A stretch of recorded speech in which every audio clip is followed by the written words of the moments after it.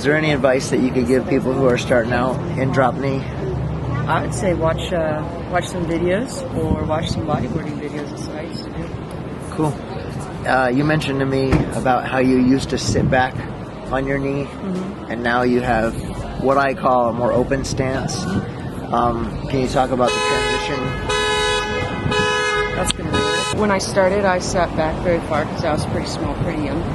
I didn't, have a wingspan, I guess. And the longer I rode, the more bodyboarders that I saw riding would be, scoot up your foot, scoot up your foot, scoot over your knee, spread out your stance. You don't have any balance if you're in like this small of an area. You need more surface area, it's better balance. So awesome. So now,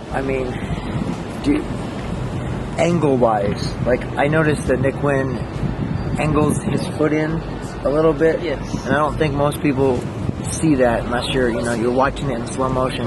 Is there an advantage to doing that?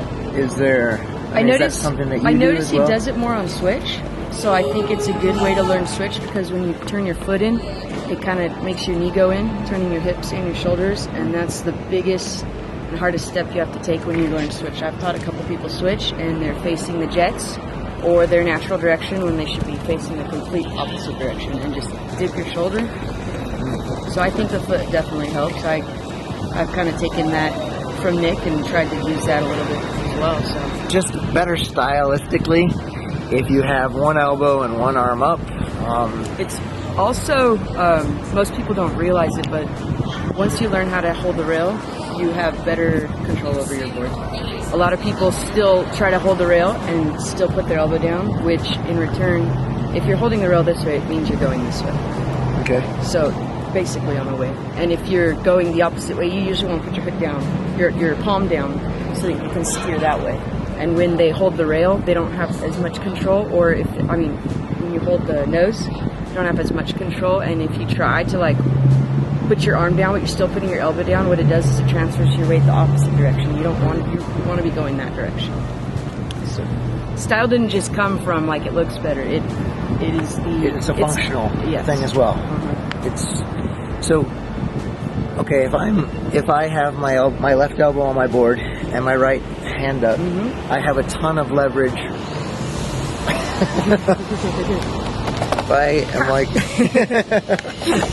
If I have my left elbow on, I have a ton of leverage if I pull up on the side of my board going this way. Yes. But when I get to the other side, I'm not changing my hand position. What you want to do is you want to lower that arm down so it's almost at your hip. Okay. And that way, and then you push it away from your hip a little bit. Push away from your hip, and then you push this way, and it'll take you that way. Most people are just too high up, and it looks very struggled. If anything looks struggled, it's... When you say too high up? Too high up on the rail. With their hand? Yes. Okay. I'm learning myself right now, so this is awesome. Bodyboarding 101. Don't give up. Definitely don't give up. Keep trying, because once you grasp a little bit of it, you're going to grasp a little bit more, and then you're hooked. And you're just going to be and it'll hit. You'll feel like you know more about the sport every single day.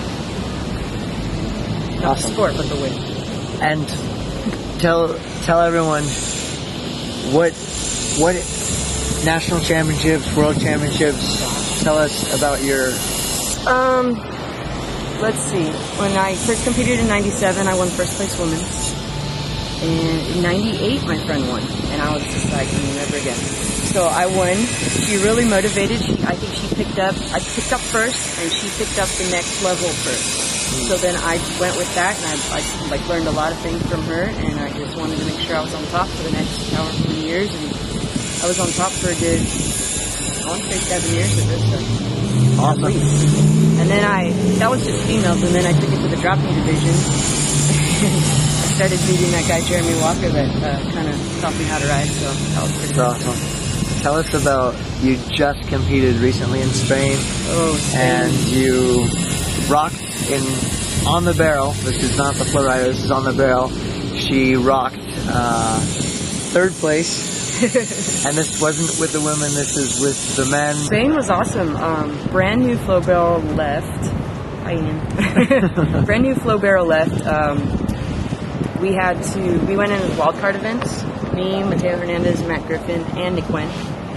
and we all managed to get through to the main event. I placed third, drop knee. Nick placed second.